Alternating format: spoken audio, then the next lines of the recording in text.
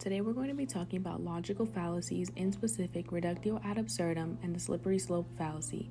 Reductio ad absurdum is a Latin term for reduction to absurdity, and it's a logical method where in order to prove your claim, you disprove the opposing argument and push it to its logical limits by demonstrating that it leads to a contradictory or highly false conclusion, therefore making your original claim stronger. So for example, let's say we're claiming that a society needs taxes to function.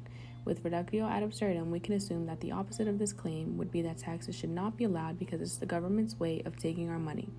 If we had no taxes, then there would be a lack of funding for education, jobs, roads, hospitals, and overall basic needs for a society to function, and this is premise 2. This would also mean that everyday services would become inaccessible for some people to afford due to price raises, which would result in an unstable and dysfunctional society. Based on premises 2 and 3, we can assume that we do need taxes, otherwise a society will not be stable enough to function properly. Premise 5 is the conjunction of premises 1 and 4, saying that we do and do not need taxes. This now means we've created a contradiction. Using reductio ad absurdum, we can prove the original assumption of a society not needing taxes to be incorrect, and further prove our original claim that we do need taxes for a society to function, and this is premise 6. So reductio ad absurdum is not exactly a logical fallacy, but more of a logical method commonly used in debating to expose fallacies if used incorrectly, and when used wrong, they can commonly result in different fallacies, one in specific being the slippery slope fallacy, or taking a minor event and turning it into a major catastrophe.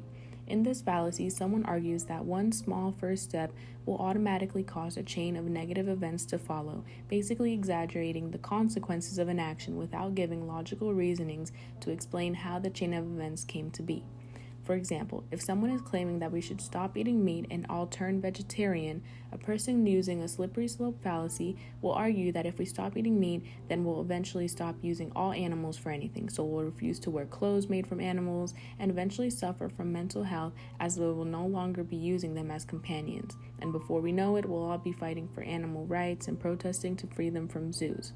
So this is an example of a slippery slope fallacy because we see the drastic jump from not eating meat to not wearing clothes made by animals to mental health suffering, and there's no clear evidence for the steps in between to prove the logic and likelihood of these steps actually happening.